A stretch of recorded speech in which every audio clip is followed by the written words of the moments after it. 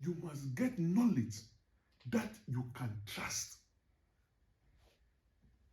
Because what you are trying to do, or what the Joshua generation is supposed to do, or what God has for the Joshua generation, of whom you are a member, because that thing has never been done before, you must get knowledge that you can trust. You.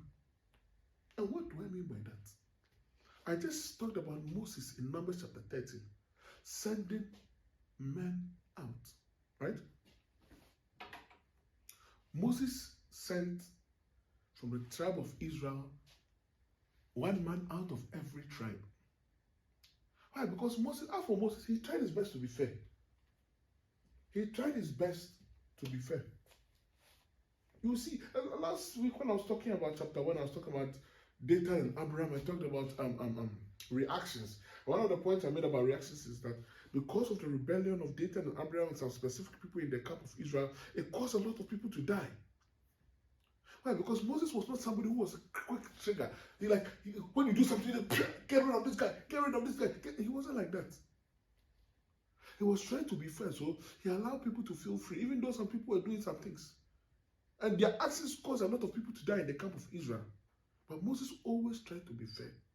So when it came to send people to the promised land, one person would have been ideal. Two people would have even been better because they'll help each other escape whatever. But he said, you know what? Let's be fair. One person from each tribe. And so the Bible says 12 spies leave the camp and enter into the promised land. And the Bible says 10 of them bring back a bad report. And Caleb and Joshua bring a good report of the land. And Caleb and Joshua say, we can overcome. I've explained this from last week's video, so please go and watch it. You get the point. They say we can overcome, we can do this, we can do this. They bring the testimony, the large grapes, the fruit. They show the people we can overcome, we can enter the land. God has given it into our hands. And the 10 swear, say, no, we cannot, we can. And the reason I'm saying this is because it is the same evidence that the 12 people saw. The same piece of information, the same piece of knowledge. But two of them saw the knowledge, and out of the knowledge, or out of the information they saw, they brought back a good report. And 10 of them saw the same piece of information and brought back negative report. Why? Because the predisposition, this is why you have to understand why you are talking about trusted information. The predisposition of the 10 was already negative before they went to the promised land. They had decided that it cannot be done. So whatever God will show us, we will say it's not possible. It is not possible. It's not possible. Meanwhile, the Bible says that Caleb and Joshua go there and they see the same information and they come and say, it is possible. Because they've already been to war with other nations and they know God can. But the 10 say, no, it's impossible. They're already predisposed to saying no. So the same piece of information, 2 points of view. One says never, one says it's possible.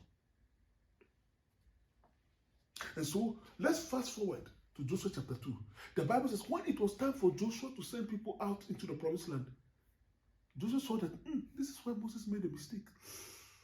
Do I repeat it? He picks only 2 men who he trusted. You see, Moses trusted Joshua and Caleb. It wasn't the first time Joshua and Caleb had been like Moses had used them or trusted them in that man. Moses trusted Joshua and Caleb. He trusted them. He trusted them. But to be fair, he added the 10.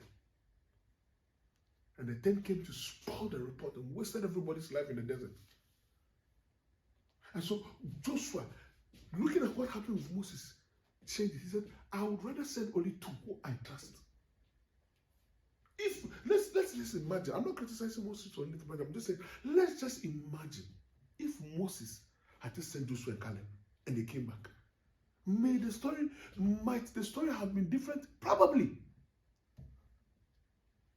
I'm not saying the rebellion of the people will be cured in one day, but Probably.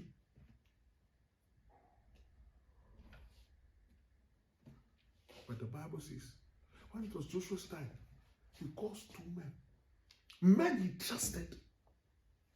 And he knew that when they go, because your eye is good, the Bible says, because the men's eye were good, that they wanted to get a good report, they will go and see the good of the land and come and report to Joshua. Somebody whose eye is negative, no matter how good the land is, you can only find the faults. The Bible says, Joshua says 2 men he trusted, 2 men. Those were the 2 Moses sent, Joshua and Caleb. So Joshua, in sending men, he didn't send 10 spies into Jericho. He sent 2 men. 2 men he trusted. So that he can get a positive report all around. Because you see, that is why the first point is important, that what you're about to do has never been done.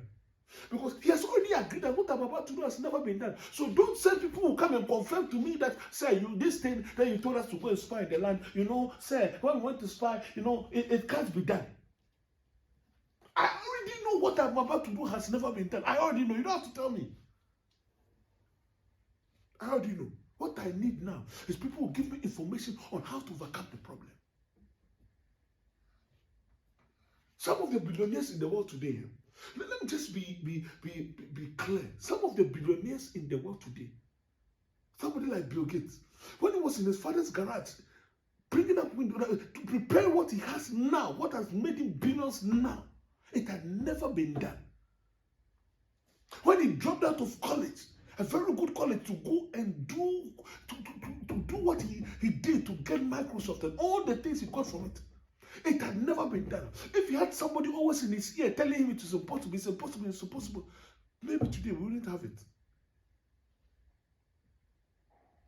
Some of the people you see successful in the world had to face the same thing that Christians are facing today. The only difference is that they focused in, they did not allow the naysayers to overpower them. They didn't collect information from people who didn't want to do that thing. Whatever you want to do, when you go online, you will find a good or bad report about it.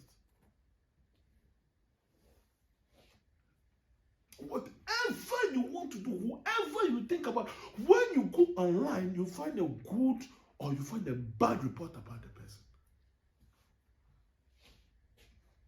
Which man of God do you want to mention? Go on, you Google scandal about, and put his name there.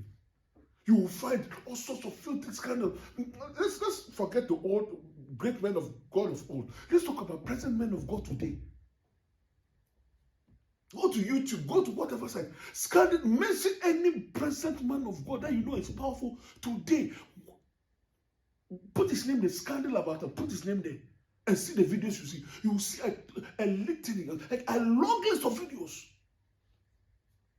Because your eye is bad, you want to see something bad about the person. And then the same person, you just put in a good thing, like this person has done something good or whatever. Good, you will see that there's also a long list of good things the same person has done. The question is, why do you stand? Why do you stand? Why do you stand? If where you stand is good, you see that you will be drawn to where the good information is. If where you stand is bad, you see that where the bad is, that's what you're like, that's what you're doing. You say, hey, it's true. And you become like the 10 spies. Already your predisposition was negative. So when you enter the land, you were only looking for the negatives. Yeah, okay, this is bad. This is bad. Oh, this is so bad. This is bad. Then you can come and say, oh yes, it's true. I've seen it. It's bad.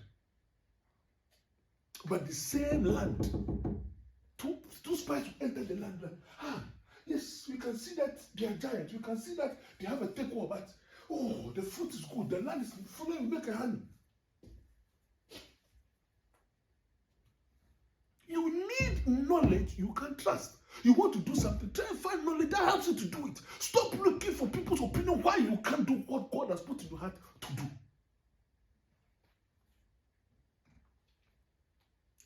Stop it. You will never do it.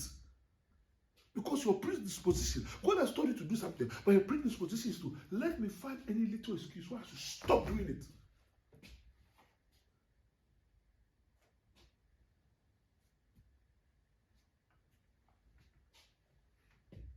It doesn't work like that.